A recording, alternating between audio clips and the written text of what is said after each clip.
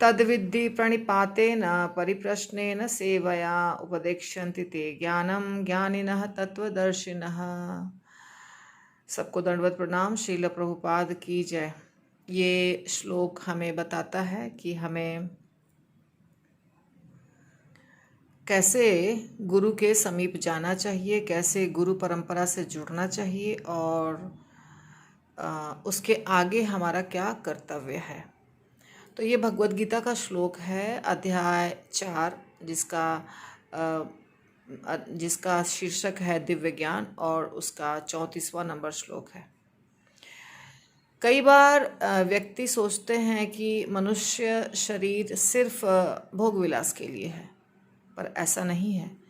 इस श्लोक में भगवान स्पष्ट शब्दों में समझा रहे हैं कि हर मनुष्य को एक परंपरागत और स्वरूप सिद्ध, जिन्होंने सत्य का अनुभव किया है, जिन्हें वैदिक ज्ञान है, वैसे गुरु को स्वीकार करना चाहिए, क्योंकि वो हमें कृष्ण से जोड़ सकते हैं, वो हमें कृष्ण का ज्ञान दे सकते हैं और हमें भगवान के सेवा में भी जोड़ सकते हैं।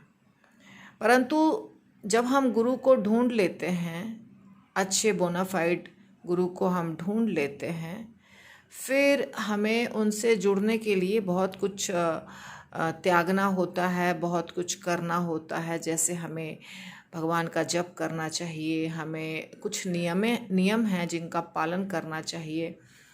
तो ये सारा करने के बाद गुरु हमें दीक्षित मंत्र देते हैं, हमें दीक्षा देते हैं और उसे हमें जप करना होता है। पहले से भी जप करना होता है और बाद में भी जप करना होता है। परंतु जब हमारा दूसरा जन्म हो जाता है, जो गुरु के दीक्षा के समय होता है, उसके बाद हमें विनम्रता पूर्वक बहुत ही हम्बल और शरणागत रूप में जाना चाहिए गुरु के पास। उनसे पूछना चाहिए कि अब तो मैं आपका दास हूँ, आपका शिष्य हूँ, अब हमारे लिए क्या सेवा है। फिर गुरु हमें जो सेवा में जोड़ते हैं, जो हमारे लिए अनुकूल है, वो सेवा हमें करनी चाहिए। और गुरु से हमें भौतिक प्रश्न नहीं पूछने चाहिए, हम कैसे ज़्यादा कमाएं, हमारे घर में बच्चे और पत्नी और पति कैसे सुखी रहें, कैसे हम अच्छा घर बनाएं, कैसे हम गाड़ी मोटर खरीदें। ये सब प्रश्न नहीं पूछना चाहिए गुरु से। गुरु से हमें ये प्रश्न पूछना चाहिए कि हम कैसे भगवत धाम जाएंगे, हमें कैसे हमारे आत्मा का ज्ञान होगा, कैसे हमें कर्म के बंधनों से छुटकारा मिलेगा, इत्यादि प्रश्न हमें पूछना चाहिए। तो चूंकि वो गुरु परंपरागत हैं और चूंकि उन्होंने कृष्ण का ज्ञान प्राप्त किया है, वैदिक सारे शास्त्रों का ज्ञान प्राप्त किया है, सत्य का दर्शन किया है, वो हमें कृष्ण तत्व के बारे में अच्छे से समझा सकते हैं और